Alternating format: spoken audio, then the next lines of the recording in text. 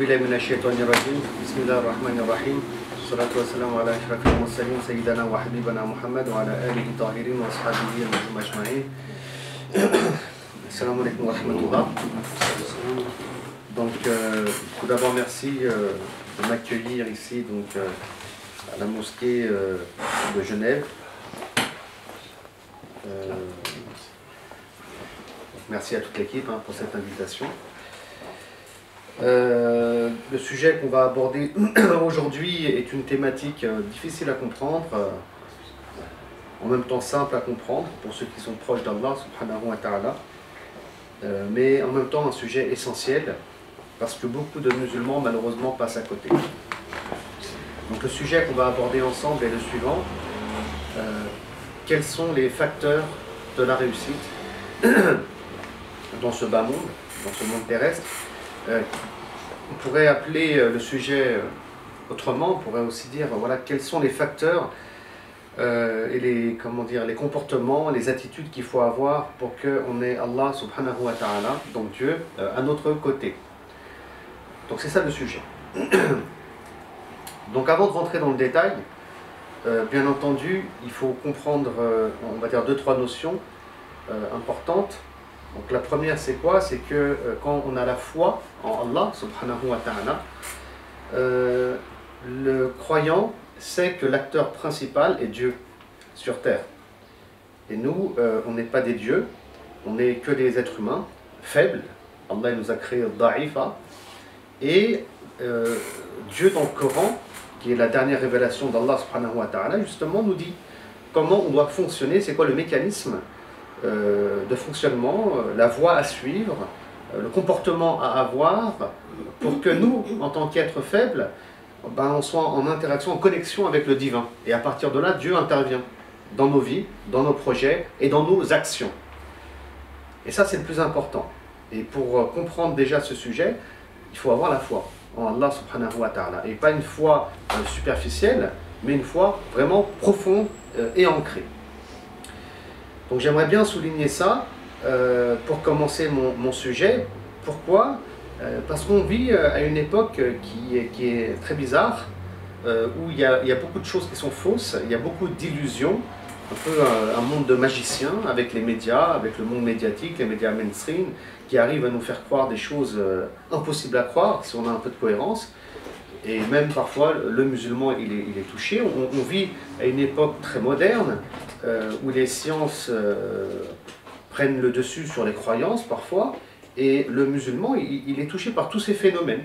C'est-à-dire que on remarque que beaucoup de musulmans, de croyants, arrivent à penser que je dois agir de telle sorte pour qu'il y ait tel résultat. Et c'est moi qui est maître de mon destin, c'est moi qui est maître de mes actions, et c'est moi, toujours le moi, qui est mis en avant. Voilà, c'est scientifique. Si vous voulez, si je vote, il y aura un résultat au bout. Vous voyez ce que je veux dire? Donc c'est moi, toujours le moi. La stratégie, voilà. On est beaucoup dans la stratégie. Nous les musulmans, il faut être stratégique, organisé, et c'est à partir de là que la réussite va venir. Or c'est faux. Or c'est faux. La réussite, elle ne viendra pas avec la stratégie. Et l'utilisation de la raison, non. La réussite, elle viendra uniquement si Dieu il est de notre côté en fait. Et si Allah subhanahu wa ta'ala il intervient dans nos vies. Donc on va essayer de survoler tout ça, Inch'Allah ta'ala, à travers une analyse du Coran et aussi à travers des exemples de la vie du prophète Mohammed sallallahu alayhi wa sallam, tout simplement.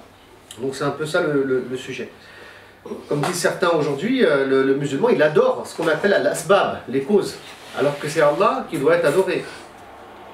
Oui, il faut être dans la stratégie, mais c'est pas ça qui donne le résultat. C'est comme le médicament en fait. C'est pas le médicament qui va te soigner. Al-Shafi, celui qui soigne, c'est Dieu, c'est Allah. Le médicament est une cause.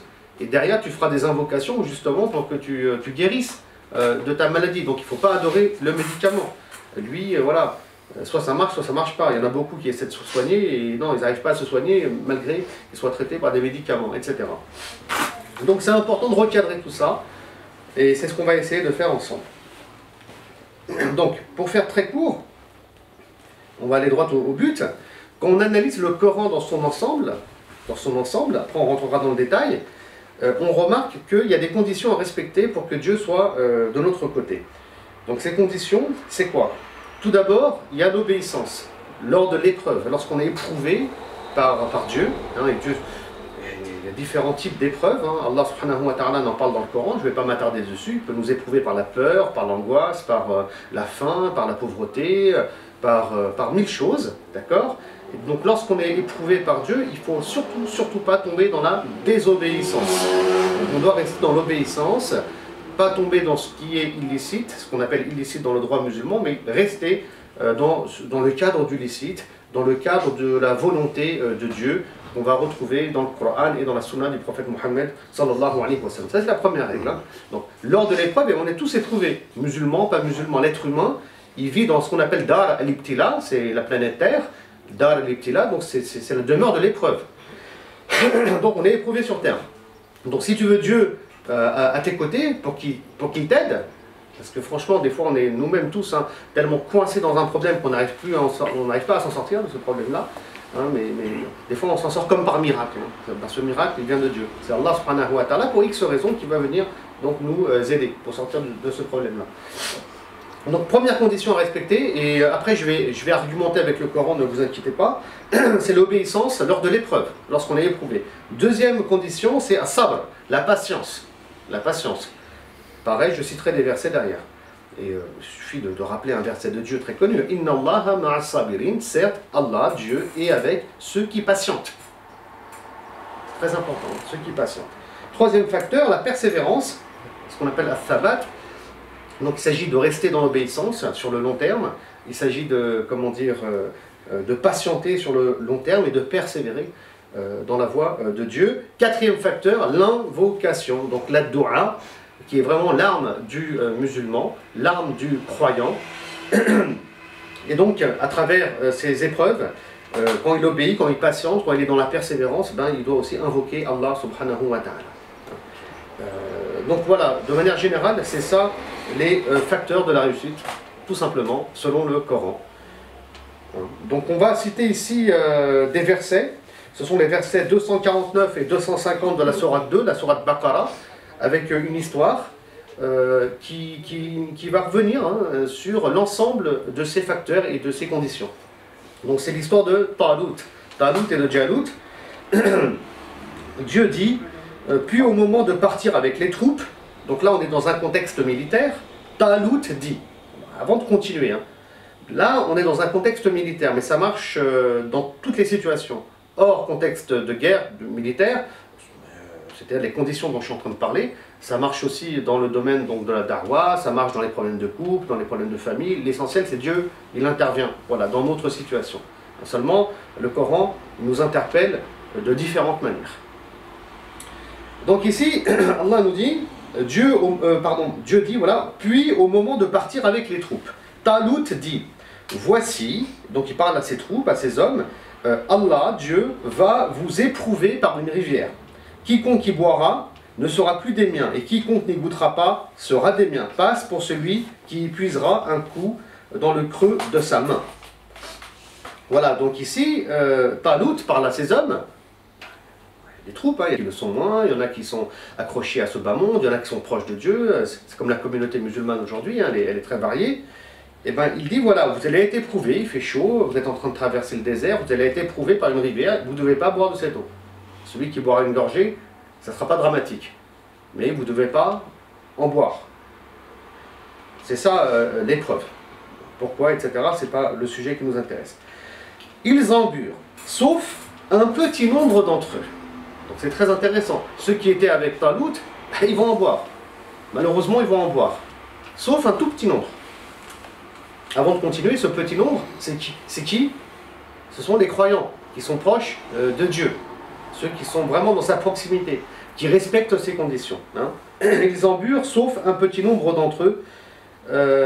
Et ce qui nous montre que dans les troupes de Talut, il y avait une majorité qui était dans l'erreur, dans le péché, mais il y avait une minorité qui, à travers l'épreuve, est restée dans la première condition dont on a parlé, qui est ta'a, c'est-à-dire l'obéissance. Je continue. Puis, lorsqu'ils l'eurent traversé, donc cette rivière, lui et ceux des croyants qui l'accompagnaient, ils dirent, nous voilà sans force aujourd'hui contre Goliath et ses troupes. parce qu'ils étaient super nombreux et eux, ils étaient pas bien nombreux. Ceux qui étaient convaincus qu'ils auront à rencontrer Dieu, Allah, dirent, ceux qui étaient proches de Dieu, hein, combien de fois une troupe peu nombreuse a, par la grâce d'Allah, vaincu une troupe très nombreuse. Et Allah est avec les endurants, donc ceux qui patientent. Donc c'est intéressant ici de voir la réaction de cette minorité de croyants qui étaient proches de Dieu, qui étaient connectés, et qui a dit, ben c'est rien finalement le nombre. Combien de fois on a vu dans l'histoire de l'humanité un petit groupe vaincre un grand groupe par, non pas la stratégie, l'intelligence, mais par la grâce divine, par la grâce de Dieu. Hein. Et Dieu, il est avec ceux qui vont patienter et endurer. Et quand ils affrontèrent Goliath et ses troupes, ils dirent, Seigneur, donc les croyants, Seigneur, déverse sur nous, donc là c'est la doua finalement, hein, la quatrième condition dont je parlais, faire des invocations. Seigneur, déverse sur nous l'endurance, donc la patience, affermis nos pas, donc là on parle de la persévérance, et donne-nous la victoire sur ce peuple, etc. Ils les mirent en déroute par la grâce d'Allah, bi'idhnillah. Encore une fois. Hein. Donc c'est Allah qui est Dieu qui a intervenu, qui a mis en déroute donc leurs ennemis, hein, tout simplement. Donc ici on a toutes ces conditions qui nous sont rappelées et soulignées, l'endurance, la persévérance, l'obéissance lorsqu'on est éprouvé, les invocations, et l'idée essentielle c'est quoi? C'est que Dieu il intervienne. Parce que quand il va intervenir Allah subhanahu wa ta'ala, eh ben, c'est la réussite, c'est la victoire. Donc c'est ça que le musulman il doit avoir dans son logiciel théologique. Si ça c'est pas présent, on sera toujours déphasé à côté de la plaque, on ne comprendra jamais rien, on sera toujours dans des fausses stratégies, on sera toujours en train de se disputer, on ne va jamais avancer, mais vraiment jamais dans le bon sens.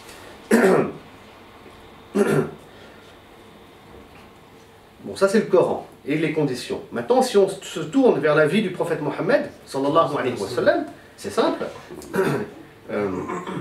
La révélation va durer 23 ans, et on a 13 années à la Mecque, tout d'abord.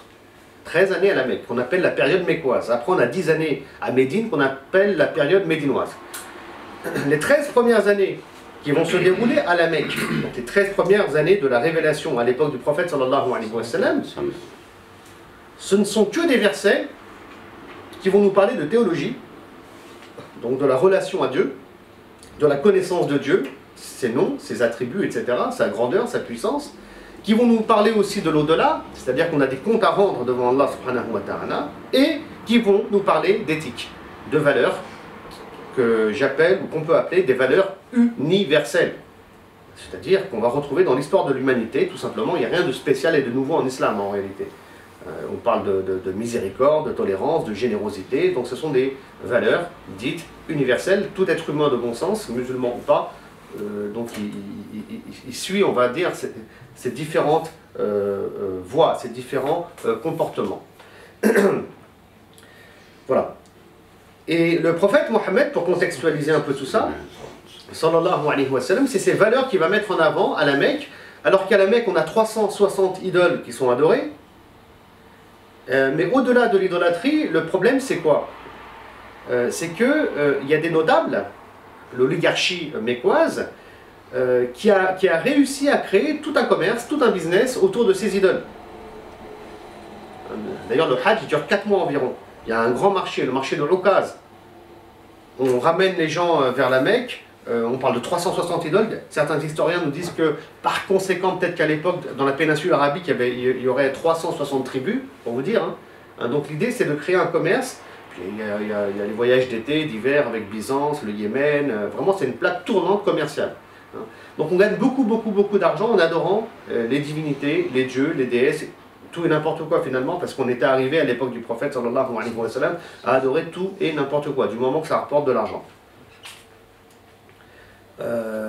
Et donc, sachez quelque chose, quand le prophète sallallahu alayhi wa sallam il vient, les Arabes de la Mecque ont connaissance de la présence d'un Dieu qu'on appelle Allah, Al-Ilah, plus précisément la divinité absolue.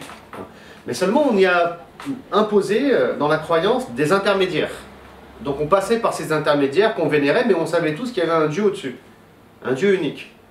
Et c'est pour ça que le prophète sallallahu alayhi wa sallam, quand il va venir, On sait que c'est quelqu'un d'honnête, parce qu'il est né à la Mecque, on le connaît depuis sa naissance, son adolescence, on l'a vu grandir.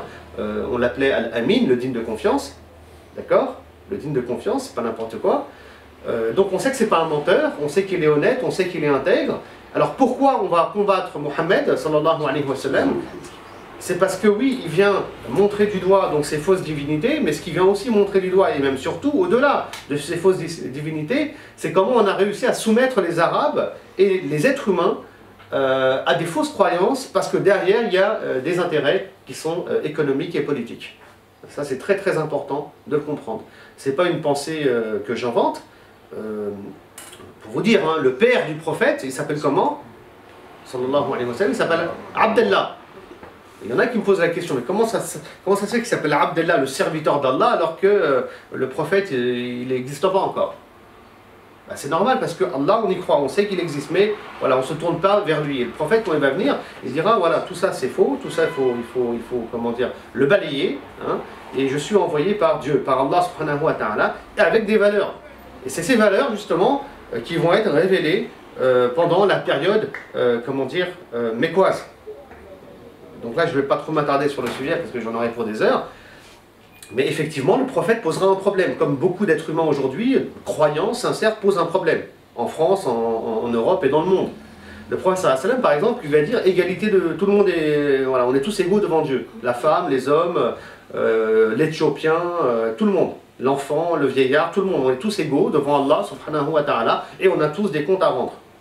Ça, c'est un gros problème. À cette époque-là, pourquoi? Parce que déjà les riches à la Mecque, ils avaient réussi à créer une astuce pour voler les biens de la femme. Du genre, ils prenaient son héritage, quoi. Comme ça, elle n'avait pas le droit à l'héritage, ils avaient magouillé. D'ailleurs, Dieu le condamne dans le Coran. Et Allah subhanahu wa ta'ala va rétablir de l'ordre dedans. Et puis il y avait l'esclavage aussi, qui sera condamné, bon, de manière assez technique et complexe, je ne peux pas en parler maintenant ici, mais qui sera aussi condamné. Hein, Bilal, les esclaves à l'époque sont considérés comme des êtres humains, comme des objets, pardon, et non pas comme des êtres humains. Hein. Et donc les esclaves ils seront valorisés, hein, on les intégrera progressivement de manière complexe, bien entendu je ne peux pas le développer ici, à l'époque du prophète Mohammed sallallahu alayhi wa sallam. Donc il y a une peur, donc c'est ça la mission des croyants à la Mecque, et c'est sur cette période mécoise qui parle de théologie, qui parle de spiritualité, que la période médinoise va naître, que ce qu'on appelle le droit musulman, les règles juridiques, qu'on appellera plus tard le fiqh, va venir se construire. C'est une continuation, le fiqh, de cette base éthique et croyante. Pourquoi je vous dis tout ça en fait? Je me suis allé longuement sur le sujet. Hein. Parce que si on ne construit pas la personnalité musulmane, si on ne passe pas par cette phase, nous, mécoise, en tant que croyants, ben on va être déphasé. C'est simple. Parce que les facteurs de la réussite, c'est quoi? Encore une fois, c'est de l'obéissance, c'est de la patience, c'est de la persévérance, c'est avoir tous ces nobles comportements de rahma, de générosité. C'est ça la personnalité musulmane. Donc si on n'arrive pas à construire cette personnalité-là, et que quand l'individu X ou Y embrasse l'islam ou commence à s'intéresser à l'islam alors qu'avant ça n'intéressait pas, et directement il va vers le juridique et les règles, il va être complètement déphasé par rapport à ce que Allah il attend de lui. C'est aussi simple que ça, et ça on le voit autour de nous ici et là. C'est vraiment un problème.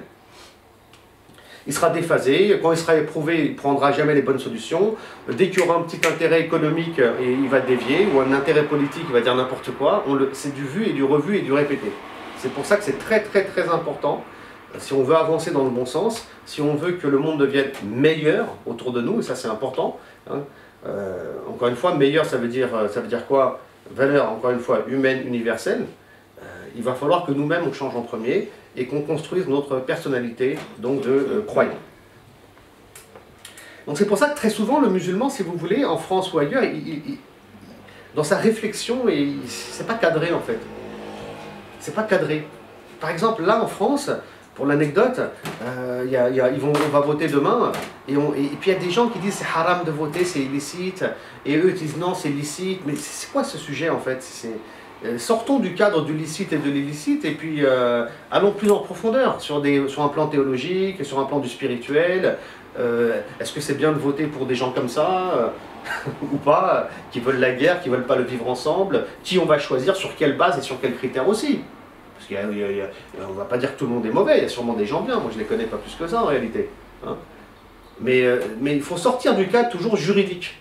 Il faut aller plus en profondeur. Il faut être beaucoup plus philosophique, théologique, spirituel, etc., etc. Je ne sais pas si c'est assez clair ce que je dis, mais tout ça pour vous dire qu'au niveau de la pensée musulmane, on est complètement déphasé après. On est complètement déphasé. C'est comme, il y en a plein des exemples comme ça. C'est comme par exemple l'usure, à riba. Hein. Pareil, est-ce qu'on peut acheter une maison en passant par le crédit bancaire, etc., en sachant que le crédit bancaire, il est usurier, c'est ça, usuraire, on dit, hein. Ça, c'est un débat, toujours il est abordé de manière juridique. Mais au-delà du juridique, il y a d'autres notions aussi, des notions théologiques. Dieu, il dit que celui qui va vers l'usure, Dieu, il rentre en guerre contre lui. Il faut quand même méditer dessus, réfléchir sur ces versets-là. Il faut aussi comprendre, il y a plein de choses. Pourquoi on ne créerait pas des dynamiques qui soient, comment dire, en parallèle de ces dynamiques-là, qui créent des problèmes en réalité aussi bien nationaux qu'internationaux. Hein, les dettes, l'usure, on le voit avec la Grèce et d'autres pays aujourd'hui. Hein. Et puis il y a des musulmans qui essayent justement, mais ils partent de cette période mécoise qu'ils ont construite en eux en fait.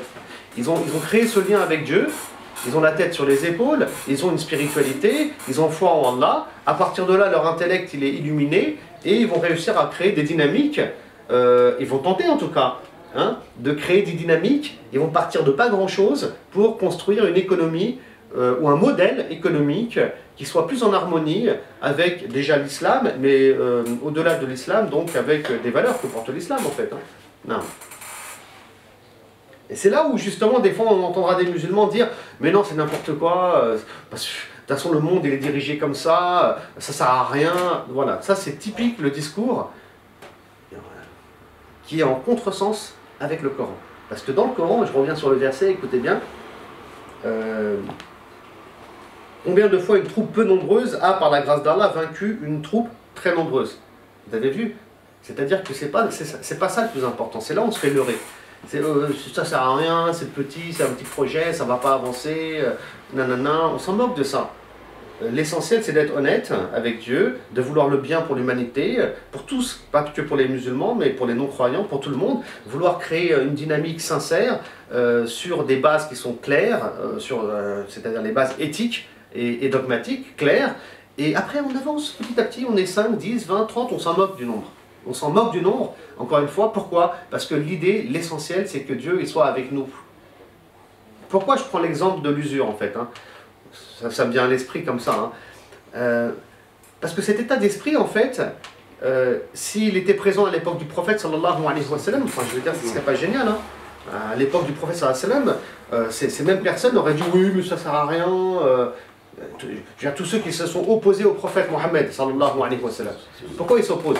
Parce que le prophète, sallallahu alayhi wa sallam, par exemple, il va venir, il vient avec des principes.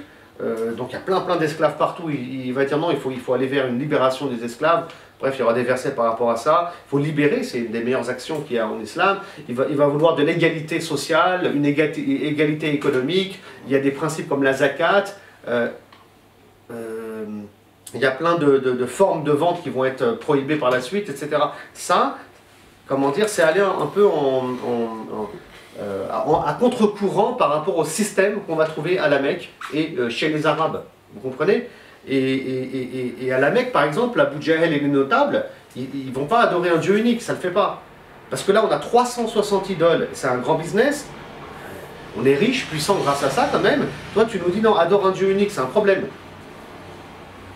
Non, c'est pas un problème, il y a Inch'Allah Ta'ala, l'islam ne rendra ni triste ni pauvre. Hein, d'ailleurs, quand on analyse un peu ce qui se passera par la suite, hein, il y aura des richesses partout, et l'argent de la zakat sera complètement redistribué partout. À un moment donné, on ne sait même plus quoi faire avec l'argent dans l'Empire musulman. Ça, c'est à l'époque de Omar, Ibn Abdelaziz, pour être plus précis. On m'a dit qu'il y avait tellement d'argent dans l'Empire musulman qu'on achetait du pain pour les pigeons. On ne savait plus quoi faire avec l'argent. Les musulmans, ils étaient heureux, contents. Les non-croyants, ils étaient bien aussi. Il y avait énormément d'argent. Non. Donc voilà. Donc l'idée, c'est ça, Inch'Allah.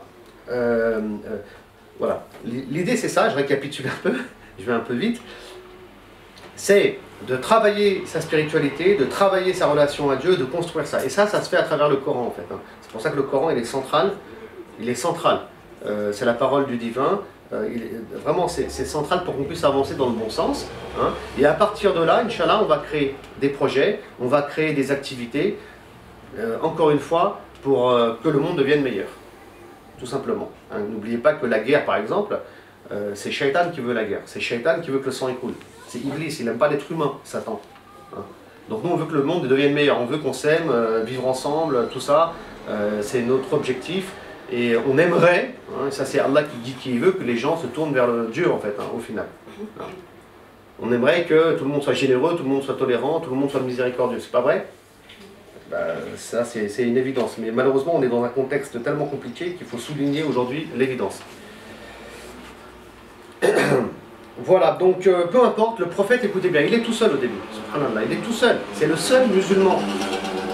Et dans cette période mécoise qui dure 13 ans, écoutez bien, hein, vous savez combien de musulmans il y a? Ils ne vont pas dépasser 100 musulmans. Je suis vraiment sympa quand je dis 100. Hein. J'ai arrondi vers le haut complètement. C'est peut-être 60, 70 quoi. Donc pendant 20, je répète, hein, 23 ans de révélation, tu as 13 ans à la Mecque, 13 ans de période mécoise, il y a 10 000 habitants à la Mecque. Hein. Je précise, selon le docteur Hamidullah, tu as juste 100 croyants. Et le prophète sallam, il est dans ces dynamiques-là. Il s'en moque du nombre. On est beaucoup ou pas beaucoup, c'est pas ça qui est important. C'est l'être humain. Comment il est? Est-ce qu'il change? Est-ce qu'il se réforme? Est-ce qu'il devient meilleur? Est-ce qu'il est dans les dynamiques voulues par Dieu? Parce que si tu es dans les dynamiques, eh ben, tout va changer par la suite. Et Allah, il va intervenir. Donc on va voir tout ça, Inch'Allah, maintenant avec plus de détails. Quand on parle d'intervention, juste pour l'anecdote, on pourrait parler de la sourate l'éléphant, sourate al-Fil. C'est intéressant, parce que les musulmans, bon, bah, du coup, vous comprenez bien que quand ils vont s'opposer sur un plan de la pensée aux idolâtres de la Mecque, essentiellement ici à Abu Jahl et certains notables, en face, ils vont se montrer hostiles. Et l'hostilité va les amener à persécuter les musulmans. Et malgré ça, les musulmans, ils vont rester dans la voie de leur Seigneur. Il n'y a pas de honte, hein. Je veux dire, Soumeya, elle va être tuée, mais il n'y a pas de honte à être croyant. C'est pas un problème. Être miséricordieux, c'est pas un problème. Être généreux, c'est pas un problème. Les musulmans, ils parlent que de ça à cette époque-là. Ils invitent à la liberté totale. C'est pas eux qui sont contre la liberté d'expression à l'époque. Hein. C'est les idolâtres en face. Ils veulent faire taire les croyants et les musulmans. Il n'y a pas de débat, il n'y a pas de discussion. Vous suivez ça, point barre. Non. Et Allah subhanahu wa ta'ala, il révélera des versets dans ce contexte mécois. Je ne vais pas m'attarder dessus. Juste, je voudrais vous citer la sourate al-Fil, l'éléphant. Alam tara, kayfa fa'ala rabbuka bi ashabil fil. Ne vois-tu pas comment Dieu a fait avec les gens de l'éléphant? Hein, vous connaissez sans doute l'histoire de l'éléphant. C'était l'année de la naissance du prophète, sallallahu alayhi wa sallam. Donc on avait une armée qui était venue du Yémen. On parle d'environ 100 000 combattants. Donc c'était une armée qui était venue pour détruire la Kaaba. Ils voulaient envahir la Mecque. Bon, j'ai fait des petites recherches dessus, en vérité, ils étaient connectés avec les Byzantins au nord et ils voulaient, bref, conquérir toute la péninsule arabique. Et le Coran nous rappelle un événement important dans la sourate, donc l'éléphant, où Dieu intervient en fait. Il envoie des oiseaux qui vont jeter des pierres, etc., etc., et ces gens vont mourir. Alors, en réalité, c'est un long sujet qui est très complexe, j'ai eu l'occasion de travailler dessus, mais bon, je ne vais pas m'attarder sur ce point. Mais ce qui m'intéresse, c'est quoi? C'est que Dieu leur rappelle que, écoutez, les croyants, restez dans la voie d'Allah. Restez avec vos principes. Aujourd'hui, on vous fait du mal, on vous fait du tort, ce n'est pas un problème. Si Dieu veut, il intervient à n'importe quel moment. Bi'idhnillah.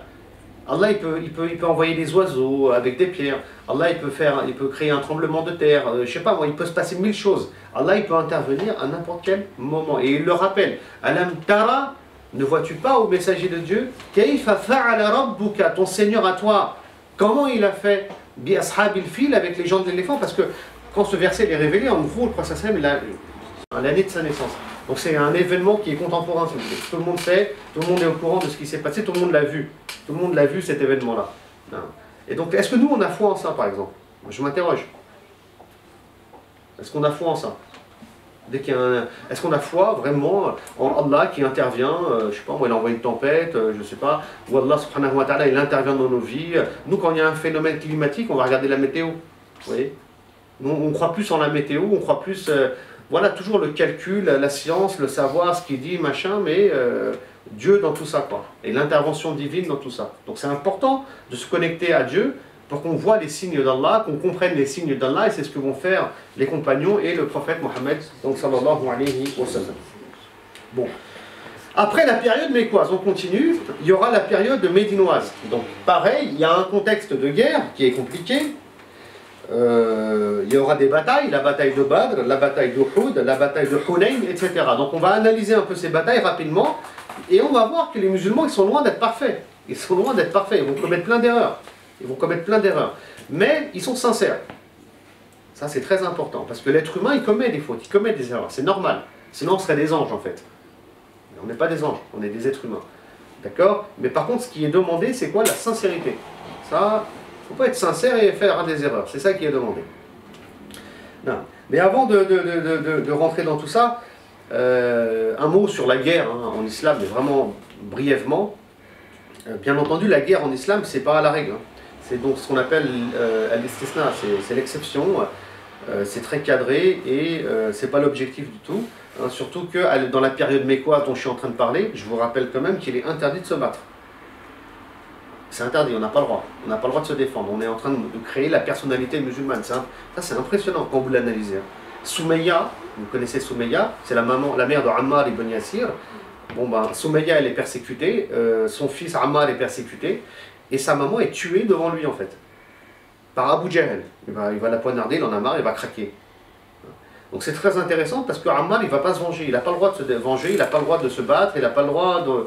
Donc c'est... Vous voyez, donc la foi, elle a été construite à travers des épreuves réelles. C'est là où il faut être dans l'obéissance. Allah, il ne te dit pas de te venger, de tuer les gens. C'est là où il faut être dans l'obéissance. C'est là où on voit si tu veux le bien pour l'humanité ou tu ne le veux pas. C'est là où on te demande d'être patient. C'est là où on te demande d'être persévérant. Vraiment, c'est des détails qui sont très très très importants. Est-ce que nous, on tiendrait le choc, nous? Demain, on parle d'islamophobie. Je sais pas moi, demain, on tue ta sœur. Comment tu vas réagir? Tu vas créer une guerre mondiale, une guerre nationale, une guerre civile. Comment tu vas réagir? Moi, on me dit, ouais, mais toi, tu parles dans le vent, parce que si on touche à ta soeur ou à ta fille, tu vas péter un plomb. Non, non, non, non, jamais de la vie. Jamais de la vie. Pourquoi? Parce que ça ne vaut pas le coup qu'il y ait une guerre, bêtement, parce qu'il y a une personne qui est assassinée ou tuée. Vous avez compris? Mais pour arriver à ce degré-là, il faut une foi, il faut une spiritualité, il faut le bien pour l'humanité, il faut savoir c'est quoi les enjeux. On a Allah, on veut que Allah soit de notre côté, on ne veut pas que ça soit shaitan. Il faut comprendre la place de Iblis dans l'histoire. Shaitan, parce que de toute façon on ne comprendra rien à l'islam tant qu'on ne comprendra pas la place de Shaitan et de Dieu. Shaitan, il veut le mal pour l'être humain. N'oubliez pas pourquoi on est sur terre. Les anges se sont prosternés, sauf Iblis. Il n'a pas voulu. Il est en guerre contre l'être humain. Donc lui, si on peut s'entretuer, ça l'arrange. D'ailleurs, c'est ce qu'il veut. Voilà, donc le contexte de guerre, c'est pas le contexte voulu par Dieu. L'islam, c'est le premier mot révélé. C'est quoi? Iqra, lis. Donc l'islam, c'est la religion du savoir, c'est la religion de l'éthique, c'est la religion de la réforme, etc., etc. Mais à un moment donné, voilà, on a autorisé aux croyants et aux musulmans de se défendre. Et il y a eu des guerres, mais malgré ces guerres, il y a eu un minimum de morts. Certains spécialistes, d'ailleurs je le mentionne ici dans le livre dont je vous parlerai après, Inch'Allah, parlent en tout de 500 morts environ. En tout, 500 morts entre musulmans et non musulmans compris dans les guerres qu'il y a eu à l'époque du prophète sallallahu alayhi wa sallam. Donc c'est vrai qu'il y a eu pas mal d'expéditions et tout, mais si vous voulez, toute la stratégie du prophète sallallahu alayhi wa sallam consistait à qu'il n'y ait pas de mort en fait. Tout simplement. Et ça, on ne peut pas le développer aujourd'hui, mais Inch'Allah, peut-être qu'on aura l'occasion donc de le voir. Bref, lors de la bataille, donc lors des différentes batailles, il y aura des erreurs qui seront commises. Et donc, quand moi je vous parle des conditions de la réussite pour que Dieu il intervienne dans nos vies, dans nos projets, etc., moi j'ai parlé de l'obéissance lorsqu'on est éprouvé, de la patience, je répète, de la persévérance et des invocations. Ça se construit, ça c'est un travail de longue haleine. Après, il peut y avoir des problèmes, des fois on peut être négligent, des fois on peut être passé à côté, c'est jamais dramatique, tant qu'on a cette minorité de croyants qui nous tire vers le haut, et tant que le musulman il reste sincère. Et on le voit par exemple lors de la bataille de Badr. Donc lors de la bataille de Badr, donc c'est une victoire éclatante pour les musulmans, c'est la première grande bataille qu'il y aura en islam, dans l'histoire de l'islam. Les musulmans ne sont pas bien nombreux, ils sont 300. En face, ils sont à peu près 700 ou voire plus 1000, je ne sais plus exactement de tête. Et Allah subhanahu wa ta'ala donc va venir en aide aux croyants. D'ailleurs, Dieu, comment il appelle cette bataille dans le Coran, la bataille de Badr? C'est intéressant de s'intéresser au mot. Il l'appelle Yawm al-Furqan. Yawm al-Furqan, le jour du discernement. C'est intéressant. Pourquoi? Discernement entre quoi et quoi? Donc les exégètes ici, ils ont développé ce sujet, et parmi les pistes importantes qu'on trouve, c'est que d'un côté, on a des gens qui n'ont pas la foi, qui n'ont pas Dieu de leur côté, qui ne veulent pas Dieu de leur côté, qui comptent sur leur stratégie, qui comptent sur leur force militaire, qui comptent sur leur grand nombre, etc. etc. De l'autre côté, tu as des gens qui ont la foi en Allah, qui ont construit une spiritualité, qui ont tout misé sur Dieu, ils espèrent l'intervention divine, ils ne comptent pas sur leur nombre, ni sur leur aspect matériel, ni militaire. D'ailleurs, ils n'ont pas beaucoup d'expérience, je crois qu'ils n'ont aucune expérience presque, hein, dans le domaine militaire d'ailleurs. Donc qui va gagner, c'est les croyants. Donc ça c'est très important, parce qu'encore une fois, aujourd'hui, nous, on est déphasés. Il faut qu'on soit nombreux, il faut qu'on soit ceci, il faut qu'on soit cela, il faut qu'on soit organisé, machin. Allah yahdina, Inch'Allah. Et c'est pour ça que, pour aller un peu plus loin dans l'idée, quand on nomme un responsable, politique par exemple, hein, ou associatif, etc., le premier critère, c'est la spiritualité de l'individu, le fond, son cœur, ce qu'il y a à l'intérieur. Parce que tout ce qui est de l'ordre, si vous voulez, du savoir-faire, ça s'apprend, ça. Tu peux être entouré aussi d'experts.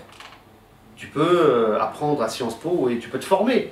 Mais le plus important, c'est l'individu et ce qu'il y a à l'intérieur de lui. Et ça, c'est très, très, très, très important de le souligner. Regardez le prophète, juste, j'ouvre une parenthèse, je reviens, sallallahu alayhi wa sallam. À un moment donné, il envoie les musulmans, quand il est à la Mecque, chez un roi chrétien, hein, en Abyssinie. Comme ça, ils vont vivre là-bas, les musulmans, sous sa protection, etc. Bon, pareil, là, il y a toute une stratégie, une idée derrière, bref. Mais c'est quoi le critère qui est mis en avant? C'est les valeurs de l'individu. C'est un roi juste, ça vous le savez tous. Hein. C'est ce critère qui a fait que le prophète, il l'a envoyé là-bas, sallallahu alayhi wa sallam. Donc, n'oubliez jamais, encore une fois, donc c'est ces critères-là, de spiritualité, d'éthique, comportementale, etc., qui doivent toujours être le critère premier quand on choisit quelqu'un qui va nous diriger. Aussi bien, je dis, sur un plan associatif que sur un plan politique. La formation, tout ça, l'expérience. Omar ibn al-Khattab, il va être le calife d'un empire énorme. Vous croyez qu'il est qualifié? Il était berger peut-être et un peu commerçant à la Mecque. Le prophète lui-même, il était berger, il est devenu commerçant après. Donc les qualifications, elles viennent, elles s'apprennent, etc. Hein. Donc ça c'est important parce que sinon vous allez vous retrouver, ça on le voit beaucoup dans le domaine associatif, etc. Des gens, bon, une fois qu'ils sont assis sur la chaise, ils restent collés quoi. Ils n'arrivent pas à se décoller. Ils sont présidents à vie, la dictature. Aussi bien dans un pays arabo-musulman que dans le domaine associatif. Vous voyez, et lui il pense à ses intérêts après, financiers, politiques, il n'en a rien à faire de l'humanité et des gens. Ça c'est un vrai dilemme et un vrai problème. Et même Omar ibn al-Khattab, quand il choisissait un gouverneur, premier critère, vous savez c'était quoi? Ça c'est intéressant. Et je referme la parenthèse et je reviens à l'intervention. Omar ibn al-Khattab, c'est super intéressant. Quand il voulait choisir un gouverneur parmi les compagnons, il regardait celui qui ne veut surtout pas devenir gouverneur. À lui c'est un bon, pourquoi? Parce qu'il a conscience de la gravité du sujet et des comptes qu'il a à rendre devant Dieu, de la grosse responsabilité qu'il va porter. Et voilà, il ne veut pas devenir, et il est vraiment sincère dans le fait qu'il ne veut pas devenir le chef. Et c'est ces gens-là qu'il sélectionnait, il leur mettait la pression pour qu'ils deviennent gouverneurs, et c'était des gens d'une honnêteté incroyable. Donc le jour où il y a des gens comme ça qui se présentent aux élections, je ne vais pas aller voter moi. Hein.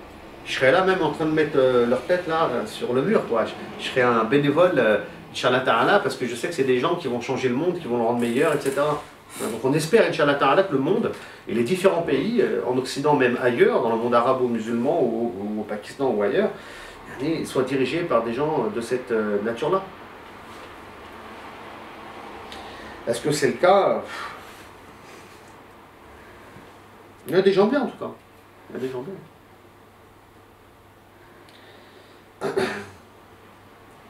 J'aime bien des fois, je parle des fois du président canadien, Justin Trudeau. Enfin, je ne le connais pas plus que ça, hein, mais le peu que j'ai vu à la télé, j'aime bien. Moi. Il me fait rappeler le Négus d'Abyssinie en fait. Non, il est sympa, apparemment il ne veut pas de problème avec les gens, il arrive à créer un climat de paix, etc.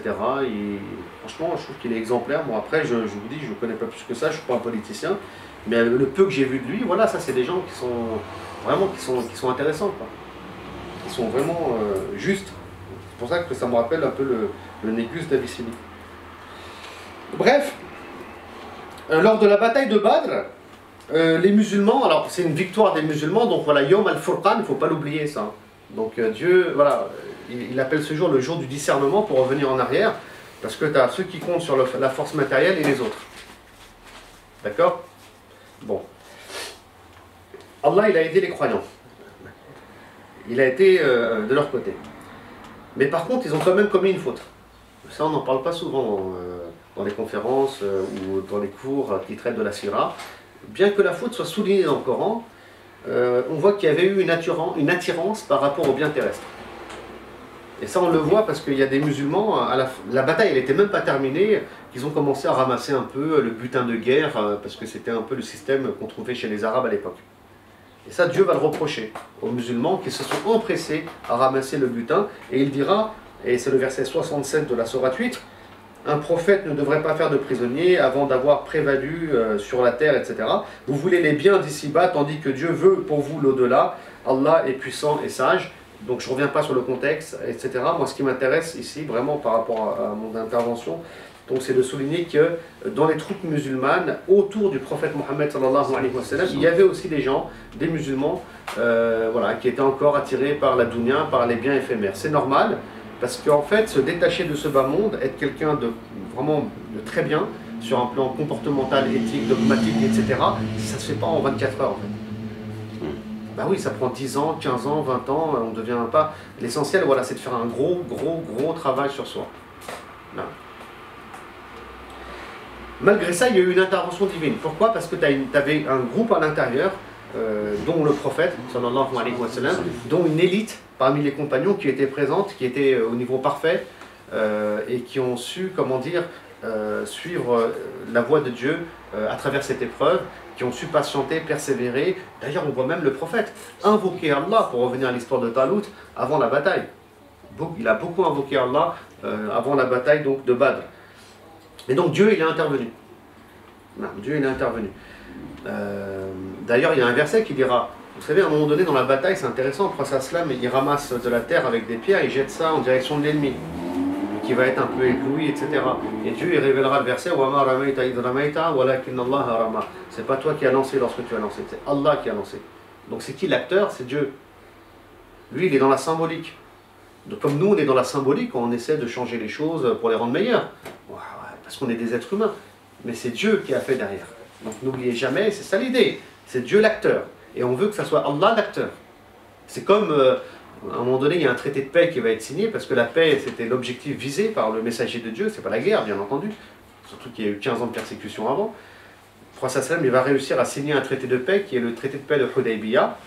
Hein, et ce traité de paix va justement enclencher la réussite et la victoire des musulmans et des croyants à l'époque. D'ailleurs, Dieu il va révéler le verset Inna fatahna laka fathan mubina. On t'a certes accordé une victoire éclatante. Inna, c'est qui a accordé la victoire aux musulmans? Bah, c'est Dieu, c'est pas le prophète sallallahu alayhi wa sallam. Il n'a pas dit ouais, chouette, j'ai gagné, c'est moi le meilleur. Il n'a jamais dit ça. Ça serait indigne. C'est Allah. Hein, et d'ailleurs, on le voit. Quand il va rentrer à la Mecque, lors de la prise de la Mecque, Fatah Mecca, le prophète sallam, il n'est pas là, chouette, on va faire de la fête, on a gagné. Non, il est sur sa chamelle Qaswa et il se prosterne en signe de gratitude envers son Seigneur. Donc c'est toujours ça, c'est comme ça qu'on doit être. Donc connecté à Dieu, d'accord, et ne pas oublier que nous, on essaie d'être dans les rails, on essaie de respecter ses conditions et on espère que Dieu, il intervienne et qu'il nous accompagne. C'est aussi simple que ça.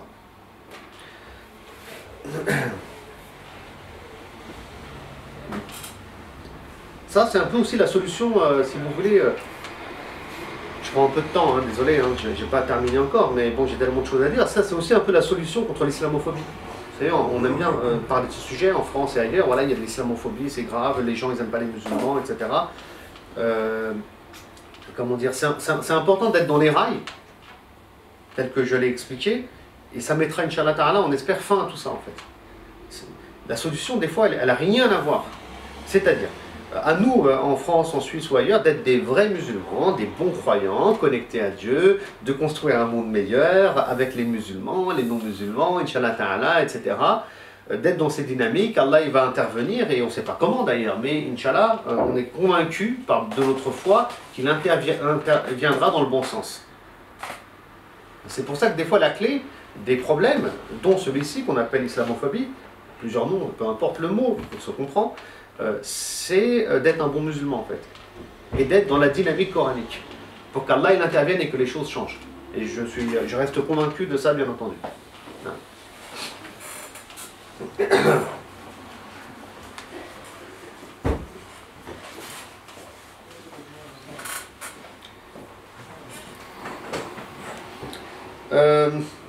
Alors comment Allah il est intervenu lors de la bataille de Badr? Il y a eu d'autres erreurs qui ont été commises aussi, hein. Lors de la bataille d'Uhud et d'autres batailles, je ne vais pas tout m'attarder dessus. Mais ce qui m'intéresse, voilà, c'est comment Dieu il intervient aussi, hein. C'est avec les anges aussi, voilà, les anges, Al-Malaïka. Et tout le monde sait, j'imagine parmi vous, que les anges ils sont intervenus lors de la bataille de Badr. Vous êtes au courant de ça? Allah subhanahu wa ta'ala, il nous parle des anges dans le Coran. Attendez, j'ai les versets sous les yeux. Versets 124 et 125, c'est le Coran qui parle, c'est pas moi. Hein. 124, 125 de la sourate 3. Dieu il dit, Allah vous a bien donné la victoire.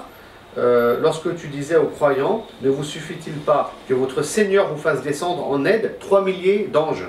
Mais oui, si vous êtes, écoutez bien, si vous êtes endurant et pieux, encore les mêmes conditions, hein, la piété, l'obéissance et endurant, et que les ennemis vous assaillent immédiatement de toutes parts, votre Seigneur vous enverra en renfort 5000 anges marqués distinctement. Tout ça pour vous dire quoi? Que si on respecte ces dynamiques, les anges interviennent. Encore une fois, là, c'est dans un contexte de guerre. Mais au-delà de ça, dans le contexte de paix dans lequel nous on évolue, alhamdulillah, j'espère que ça durera toujours, voilà, il y a toujours cette intervention des anges. Ils vont nous aider, ils vont nous épauler, ils vont nous accompagner aussi. Donc ça, c'est dans le Coran. C'est dans le Coran. Est-ce que nous, on a foi en ça? Je m'interroge. C'est pour ça que quand on étudie la théologie, et il y a un travail à faire en fait. Hein. La théologie, parfois, elle est mal enseignée. Il ne faut pas, comment dire, enseigner la théologie en disant, voilà, il y a Rububiya, Dieu, il est le Rab, le créateur, puis tu as la notion de Uluhiyya, c'est-à-dire que c'est la divinité qu'il faut adorer, et tu as les noms de Dieu, etc. C'est trop théorique des fois. C'est tellement théorique qu'on connaît Dieu à travers des informations qui sont dans le disque dur ici. Mais il faut que ça descende au niveau du cœur. Et il faut que ça descende au niveau des actes aussi pour que le monde devienne meilleur. Vous comprenez? Et les compagnons, en fait, ils sont illettrés. C'est intéressant de le dire. Ils sont illettrés, il n'y a pas d'école, il n'y a pas d'université. Et ils sont surtout dans les actions et dans l'acte. C'est surtout. Et ça, ils le vivent. Donc nous aussi, il faut qu'on prenne conscience de ça. C'est-à-dire les anges, on étudie, oui, mais bon, après, étudier, c'est facile, comprendre, c'est facile. Mais il faut le vivre. Il faut qu'on prenne conscience de la réalité des anges. Ils sont avec nous, ils nous accompagnent. Allah il les envoie en troupe pour qu'ils nous accompagnent dans nos projets et dans nos actions. À partir de là, tu ne crains plus l'être humain. Parce que nous, on craint l'être humain des fois. On craint l'autre, ou bien l'autre, ou le facho X ou Y. On les craint, on a peur. Il faut être stratégique, qu'est-ce qu'on va faire? Les anges, ils viennent, ils interviennent. Vous allez voir des miracles, vous allez voir des choses étranges. Non.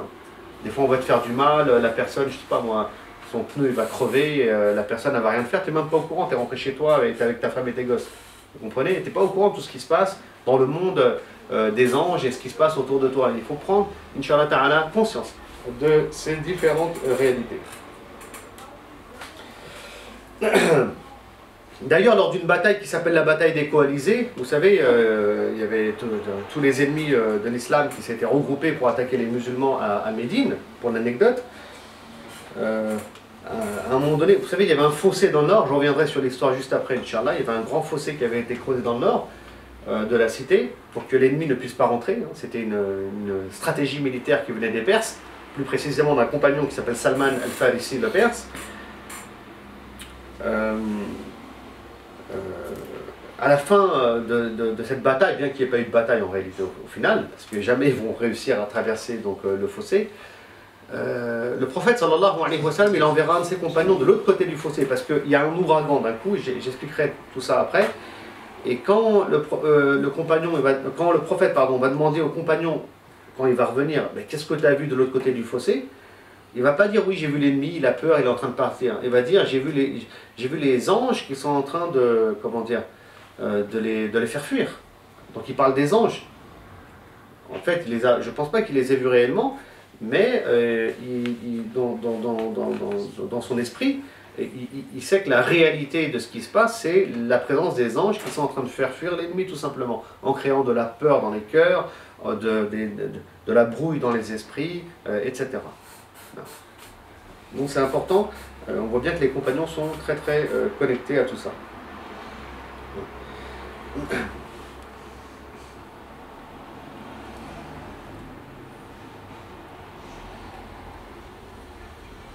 Alors, il y a des fautes qui ont été commises aussi, même plus tard, à Hunayn. La grosse erreur qui a été commise par les musulmans, je vais en parler ici, parce qu'Allah va révéler un verset, je vais vous le lire après, c'est que lors de la bataille de Hunayn, qui a lieu juste après la prise de la Mecque, les musulmans, ils sont en confiance, ils sont nombreux. C'est une armée énorme. Dans l'armée musulmane, tu as même des non-musulmans, pour vous dire. Ils sont avec le prophète, etc., ils l'accompagnent. Et à ce moment-là, ils vont oublier tout ce que je viens de vous dire. Ils vont l'oublier. Le nombre, ils sont nombreux, ils vont être charmés, ils vont être éblouis. Et lors de la bataille de Hunayn, les choses se passent très mal au début. Et après, le prophète, il intervient à nouveau. Et cette élite qui avait autour du prophète, sallallahu alayhi wa sallam, qui avait prêté allégeance d'ailleurs, lors du traité de paix de Hudaybiyah, ils vont être appelés. Et voilà, la situation va, Inch'Allah Ta'ala, se tourner donc en leur faveur. Hein. Et ça va être une victoire des musulmans. Allah, il révélera le verset 25 de la sourate 9 à cette époque-là. Je vous dis le verset. Allah vous a déjà secouru en maints endroits, et rappelez-vous le jour de Hunayn, quand vous étiez fiers de votre grand nombre et que cela ne vous a servi à rien. La terre, malgré son étendue, vous devint bien étroite, puis vous avez tourné le dos en fuyard. Vous avez vu, donc le nombre, tout ça, ça veut rien dire. L'essentiel, encore une fois, c'est d'avoir des croyants qui ont la tête sur les épaules. D'ailleurs, pour l'anecdote intéressante aussi qu'on trouve dans la sira du prophète sallallahu alayhi wa sallam, c'est la bataille de Mu'ta. Je ne sais pas si vous connaissez cette bataille. En fait, c'est la première fois où les musulmans ils vont rencontrer les Byzantins. Les musulmans, ils partent, bon à la base, ils n'étaient pas partis forcément, comment dire, ils ne pensaient pas tomber sur l'armée byzantine. Donc ils partent, ils sont 3000, ils partent de Médine, il y a un ambassadeur musulman qui a été assassiné, etc. Donc ils veulent rétablir un peu de l'ordre dans le nord, en espérant qu'il n'y ait pas de combat. Et les Byzantins, cette fois-ci, ils ont décidé d'intervenir, parce qu'ils étaient alliés aux tribus du nord, de la péninsule. Ils vont envoyer une armée qui fait entre 100 et 150 000 combattants. Vous imaginez 100, 150 000 à peu près. Hein. Et en face, il y a 3000 musulmans. C'est tendu un peu. Hein. En plus de ça, les Byzantins, ils rigolent pas, ils ont de l'expérience au combat. Et donc là, sur la route, ils vont discuter. Hein. Il y a Zayd qui est présent, le fils adoptif du prophète, sallallahu alayhi wa sallam. Il y a Ja'far, il y en a d'autres. Ils vont discuter. Qu'est-ce qu'on fait? Qu'est-ce qu'on fait? Il y en a même qui vont dire on devrait envoyer une lettre au prophète pour qu'il envoie des troupes. Peut-être qu'il va nous dire de rentrer, sallallahu alayhi wa sallam, etc. etc. Et Abdallah ibn Rawaha, il n'en a rien à faire. Lui, voilà, il a la tête sur les épaules. Il fait non, je ne comprends pas. Le prophète nous a dit qu'on doit aller vers le nord, on va vers le nord. Soit on va gagner, et puis, alhamdoulilah, tant mieux. Et soit on se fait massacrer, on perd, et c'est possible, hein, c'est une éventualité. Hein. Dans ce cas-là, on est martyr, et puis point barre, quoi. Je veux dire, il n'y a pas de problématique. Je vois pas, voilà. Donc des gens connectés à l'au-delà, ils n'ont pas peur, ils avancent. Dieu, s'il est avec nous, on va gagner, c'est tout. Il n'y a pas de problème. Donc ils vont aller là-bas. Et Zayd, c'est le commandant en chef, hein, le fils adoptif hein, du prophète sallam, il va être tué. Après, tu as Ja'far qui est tué, c'est le cousin du prophète, hein, sallallahu alayhi wa sallam. Ensuite, tu as Abdallah ibn Rawaha qui est tué. Puis le prophète, pour l'histoire, avait dit ensuite, vous choisirez quelqu'un parmi vous qui sera le chef. Et c'est qui va être choisi, vous savez hein? Khalid ibn al-Walid. Et lui, qu'est-ce qu'il fait? Alors c'est un chef militaire très connu, il venait tout juste d'être musulman depuis quelques semaines ou quelques mois. Ben lui c'est simple, hein, dans son calcul, il faut faire un repli militaire, c'est ce qu'il va réussir à faire pour limiter la casse et ils vont rentrer à Médine. Ils vont rentrer à Médine. Et là c'est intéressant pour revenir à ce que je disais tout à l'heure. Le prophète sallam il ne choisit pas n'importe qui pour le commandement, il choisit des gens qui craignent Dieu et qui ont compris le système en fait. C'est-à-dire que vous allez être éprouvé, il faut obéir, il faut être dans la patience, il faut faire des invocations et vous avancez. Parce que si le prophète sallam il aurait donné le commandement à l'expert, qui est en théorie Khalid ibn al-Walid, il n'aurait rien eu, il aurait fait demi-tour. Hein. Parce que Khalid ibn al-Walid, il n'a pas la période mécoise, il n'a pas construite encore. Il ne sait pas tout ça encore. Un Dieu, les anges, il n'en a pas encore conscience, ça prend du temps. Ça prend, comme j'ai dit, ça peut prendre 5, 10, 15, 20 ans, c'est normal. On est des êtres humains, on n'est pas des machines. Et donc ça prend le temps que ça prend. Donc les musulmans, et je vais clôturer par ça, Inch'Allah, ils ont eu des moments difficiles. Lors de la bataille de Badr, ils ont fait une erreur. Lors de la bataille d'Uhud, l'erreur elle est connue. Le prophète sallam avait mis 50 archers, ils sont descendus, ça s'est mal passé pour les musulmans du coup. Il avait mis 50 archers sur un monticule. Le prophète sallam il avait dit, vous descendez pas de là, quoi qu'il arrive, et vous devez nous protéger de la cavalerie. Si on gagne, vous descendez pas. Si on perd, vous descendez pas. Ils sont descendus eux, pour ramasser le butin, etc. Et là, bon, bref, ça s'est mal passé pour les musulmans. Donc il y a plein d'erreurs qui ont été commises. Lors de la bataille de Hunayn aussi, j'en ai parlé. Ce sont des êtres humains, mais parce qu'il y a une minorité de gens pieux, vraiment sincères, proches d'Allah, dont le prophète sallallahu alayhi wa sallam, voilà, Allah il les a accompagnés. Et puis, je termine par ça, à un moment donné, les musulmans, ils font un zéro faute. Un zéro faute. Et c'est lors de la bataille des coalisés dont je parlais tout à l'heure. Donc je vais parler de justement comment Dieu il intervient, et vous allez voir, c'est impressionnant. Parce que comme ils ont fait un zéro faute, ils ont été parfaits au niveau des conditions respectées, Allah il est intervenu. Et donc c'est intéressant de voir comment Allah il va intervenir. Donc je reviens sur le contexte, vous avez Médine, et vous avez tous les ennemis de l'islam à l'époque, je ne rentre pas dans les détails, on a Khaybar, on a les Bani Nadir, on a les Qurayshites, on a des tribus comme ça, bédouines X et Y, qui se sont regroupées pour attaquer en masse la ville de Médine. Maintenant, la ville de Médine, vous avez l'Est, qui est protégé par des pierres volcaniques, etc. Donc les troupes ennemies ne peuvent pas rentrer par l'Est de Médine, ils ne peuvent pas rentrer non plus par l'Ouest de Médine, donc il reste le Sud et il reste le Nord. Ils ne peuvent pas rentrer en théorie par le Sud. Vous savez pourquoi? Parce qu'on a une tribu juive qui est présente dans le Sud de Médine, et le prophète Mohammed sallallahu alayhi wa sallam, il a mis en place un pacte citoyen à Médine pour que tout le monde puisse vivre sa religion en paix. Donc le pacte citoyen de vivre ensemble qui est vraiment intéressant à étudier. Donc les juifs, ils vivent à Médine, c'est leur ville à eux aussi, et en tant que citoyens de la ville, ils doivent défendre leur ville aux côtés du prophète Mohammed sallallahu alayhi wa sallam, parce que c'est aussi leur ville aux musulmans. C'est la ville de tout le monde. Et il y avait un pacte qui a été scellé avec plusieurs points, dont ce point qui disait, voilà, si demain la ville est attaquée, eh ben on défend ensemble notre ville parce que c'est la nôtre. C'est bien clair. Donc l'ennemi ne pourra pas rentrer par le sud. Il reste le nord. Le nord, le prophète, il va faire un grand fossé de 2,5 km, comme je vous ai dit. Et ça va être difficile. Ça va durer des semaines et des semaines et des semaines et des semaines. Les musulmans, ils sont étalés sur 2,5 km, ils surveillent 24 heures sur 24, etc. Ils sont fatigués. Des fois, ils font la prière, ils les regroupent, ils les font en retard, etc. Donc ça devient pénible à gérer. Ça devient très difficile. Et à un moment donné, la tribu juive qui est au sud, sans rentrer dans les détails, va trahir les musulmans et ils vont s'allier aux coalisés. Ils ont réussi à se mettre d'accord. Et du coup, les troupes ennemies qui étaient au nord, ils ont pour projet de rentrer aussi par le sud, parce qu'on va ouvrir les portes du sud. Donc les musulmans, normalement, ils devraient être massacrés du premier jusqu'au dernier. C'est ça l'idée et l'objectif. Donc là, la situation, elle est tendue, d'autant plus que le prophète, sallallahu alayhi wa sallam, il ne peut rien faire, en fait. Sur un plan stratégique, il ne peut pas être au sud et au nord, ils ne sont pas assez nombreux, c'est fini, c'est échec et mat, il n'y a plus rien à faire, etc. Et le prophète, sallallahu alayhi wa sallam, à ce moment-là, il va s'assoupir, il s'allonge, il rentre en communication avec le monde céleste, et quand il va se réveiller, il va annoncer la bonne nouvelle aux musulmans en disant que Dieu va intervenir, on a gagné. Donc c'est incroyable quand même, comment Dieu il intervient, comment on peut gagner, il n'y a rien à faire, c'est fini quoi. Il n'y a rien à faire, c'est terminé.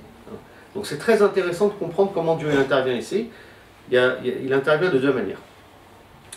Tout d'abord, il y a une personne qui est dans les coalisés, l'armée ennemie, qui s'appelle Nu'aym. Il s'appelle Nu'aym, il se convertit à l'islam. C'est un truc qu'il travaillait depuis l'islam. C'est pas une religion qui s'est propagée par l'épée, d'accord. Si ça a été le cas peut-être dans l'histoire de l'islam, il faut le condamner, c'est pas comme ça. C'est la ikraha fid din, on est d'accord. Allah il guide qui veut en fait. Il n'y a rien à faire. S'il met la foi dans quelqu'un, il la met, quoi. Et ça, Allah yahdi man yasha, c'est dans le Coran, hein. C'est pas nous qui allons guider les individus. Et ici, Allah, il a décidé, voilà, de guider ce fameux Nu'aym. Il devient musulman, il va voir le prophète, sallallahu alayhi wa sallam. Il dit, écoute, qu'est-ce que je peux faire, voilà, j'embrasse l'islam, machin, pour mettre fin à ce conflit. Le prophète sallam, il dit, écoute, la guerre, c'est de la ruse, c'est de la stratégie, et c'est trouver une solution, quoi. Et ce fameux Nu'aym qui est guidé par Dieu, il va aller voir les Juifs qui sont au sud, et il va commencer à leur dire, mais attendez, attention, moi je viens du nord, donc il cache son islam, et il dit, voilà, les idolâtres qui sont au nord, ils comptent partir, parce qu'ils en ont marre, ça fait un mois que ça dure, ce siège de la ville, il n'y a pas de résultat, ils sont fatigués, ils vont partir. Vous avez trahi les musulmans, mais vous êtes fous, c'est grave ce que vous avez fait. Et moi, si j'étais à votre place, je demanderais des garanties aux idolâtres qui sont au nord, pour qu'ils ne partent pas. Et je leur demanderais qu'ils envoient des notables chez nous, pour qu'ils dorment chez nous, et comme ça, ils ne vont pas partir sans eux. Alors les juifs du sud, ils sont là, c'est les Bani Quraïza, ils vont dire, ouais, c'est une bonne idée, etc. Merci. Hein. Ensuite, Nu'aym il part. Il va aller voir les idolâtres qui sont au nord, donc les Qurayshites, les Ratafan et d'autres, et il va leur dire, mais vous savez pas, moi je viens du sud, il se passe un truc de fou. Les juifs là du sud, ce sont vraiment des traîtres. Parce qu'ils sont allés voir le prophète, ils se sont excusés, peut-être qu'ils vont venir vous voir, et ils vont vous dire, soi-disant, ouais, nous on vous fait pas confiance, on a peur que vous partiez, envoyez des notables chez nous dans le sud. Attention, s'ils disent ça, c'est qu'en réalité ils veulent tuer ces notables, et ils veulent, comment dire, apporter leur tête au prophète. Donc c'est des traîtres, attention. Et donc, sans rentrer dans les détails, bon, ben, dans le nord, ils vont y croire à tout ça. D'ailleurs, Abu Sofyan, qui est dans le nord, il envoie des hommes dans le sud. Et vous êtes prêts pour vous battre? Non, on n'est pas prêts, machin. Puis de toute façon, envoyez des notables de chez vous, chez nous. Oh, la catastrophe. Donc, Nu'aym dit vrai. Donc, c'est la zizanie. C'est le chaos entre le nord et le sud. Et en plus de tout ça, parce que Dieu, il a comment dire, guidé une personne à l'islam. Et ensuite, Allah, il envoie une tempête. D'accord? Et cette tempête, Allah, il en parle dans le Coran. Tout à l'heure, je parlais des oiseaux par rapport à la sourate Al-Fil. Allah, il en parle dans le Coran, dans la sourate Les Coalisés. Al-Ahzab, il y a une sourate qui s'intitule comme ça. Donc Allah, il envoie une tempête, les feux qui s'éteignent, les tentes qui s'arrachent, de la panique à bord, hein, la présence des anges, comme j'ai dit tout à l'heure, et les coalisés vont partir. Vous avez vu? Les musulmans, ils étaient comme ça. Ils attendaient. Ils n'ont rien fait. Tout ce qu'ils ont fait, c'est respecter à la lettre les conditions de la réussite, de la victoire. Encore une fois, là, c'est un contexte militaire, ça s'applique sur tous les contextes de la vie. L'obéissance lors de l'épreuve, et là, ils ont été durement éprouvés. D'ailleurs, Dieu le souligne dans la sourate Les Coalisés, hein, lorsque vos cœurs sont montés jusqu'au gorge, lorsque certains d'entre vous sont venus à douter sur Dieu, parce que Dieu sait ce qu'il y a dans les cœurs, carrément, tellement l'épreuve, elle a été dure et rude. Hein. Et donc après, Allah nous dit qu'il est intervenu justement de telle manière. Hein. Et donc, l'idée c'est ça, de respecter donc ces différentes conditions. Je récapitule et je termine, Inch'Allah. En tout cas, merci pour votre écoute. Hein. Ça fait presque 1 heure là, que je suis sur le sujet. Donc l'idée pour récapituler, c'est ça. Voilà. Si on veut réussir dans ce bas monde, si on veut que le monde devienne meilleur, si on veut que comment dire, les sociétés évoluent dans le bon sens, etc., etc., il faut que le musulman, tout d'abord, travaille sa relation à Allah. Il la travaillera à travers une étude du Coran qui est approfondie. Il faut que le croyant construise sa période mécoise. J'entends par là relation à Dieu, relation théologique, de foi, de croyance, avec une spiritualité en béton armé, et on en a parlé, et surtout qu'il respecte les conditions de la réussite pour qu'Allah intervienne dans nos vies. Et on a vu que c'était l'obéissance lors de l'épreuve, la patience, la persévérance, les invocations. C'est ça le cheminement qui a été suivi par les croyants à l'époque du prophète, sallallahu alayhi wa sallam. Dieu donne la réussite, la victoire. Encore une fois, nous, ça peut être dans le domaine associatif. Voilà, on a un projet, on veut réussir, on veut aboutir à quelque chose. Bon, ben, quand on a la foi, il y a ce système à respecter et Dieu, il interviendra. S'il n'intervient pas de notre vivant, Inch'Allah, il interviendra peut-être 50 ans après, 100 ans après. C'est pas un problème, mais il interviendra, Inch'Allah. C'est pas plus compliqué que ça. C'est une question de... Vous savez, les grands imams comme Abu Hanifa, Malik, l'imam Ahmed et les autres, c'est ça qu'ils ont respecté aussi. Hein. Eux, dans un contexte de science, de savoir, etc., ils sont restés dans leur rail et finalement c'est devenu des grandes écoles. Et l'imam Malik, il n'avait pas comme idée de construire une école. Hein. C'est Allah qui a fait après sa mort. Abu Hanifa, c'est pareil, l'école juridique hanafite. Hein. C'est Allah qui a construit cette école derrière. Eux, ils sont morts depuis longtemps. Et nous, c'est pareil.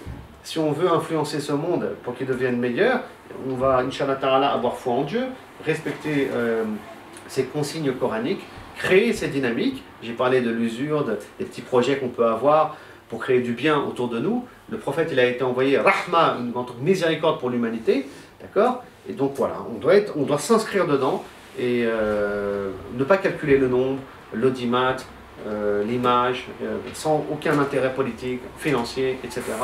Et Inch'Allah Ta'ala, on sera dans les bonnes rails et on verra Allah intervenir dans nos vies et dans nos projets. Donc voilà, j'ai terminé. S'il y a des questions, je vous laisse la parole. Juste, là, je vais faire la pause pub. C'est un travail que j'ai fait, ça, si ça vous intéresse. Ici, je reviens sur la vie du prophète, sallallahu alayhi wa sallam. Donc, je l'ai fait moi avec une équipe, en fait. Hein. Donc, ça s'appelle Institut Sira. On fait des expositions sur la vie du prophète, sallallahu alayhi wa sallam, avec des affiches, vraiment expositions. On intervient dans différentes villes. Peut-être qu'on interviendra un de ces quatre à Genève. Donc dedans, voilà, vous allez trouver des cartes. Hein, il y a des cartes à l'intérieur. Des cartes. Il y a 16 cartes exactement. Je retrace la vie du prophète sallallahu alayhi wa sallam, mais de manière très résumée.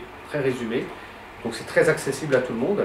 Et surtout, il y a les cartes, comme j'ai dit. Des belles cartes, hein, comme vous remarquez. On a travaillé dessus. Et on a mis des enseignements aussi de la vie du prophète sallallahu alayhi wa sallam. Donc moi, j'enseigne la vie du prophète depuis longtemps. Je sais pas, 13 ans, 14 ans, je sais plus. Donc c'est mon domaine de prédilection, comme on dit, sur lequel je travaille beaucoup.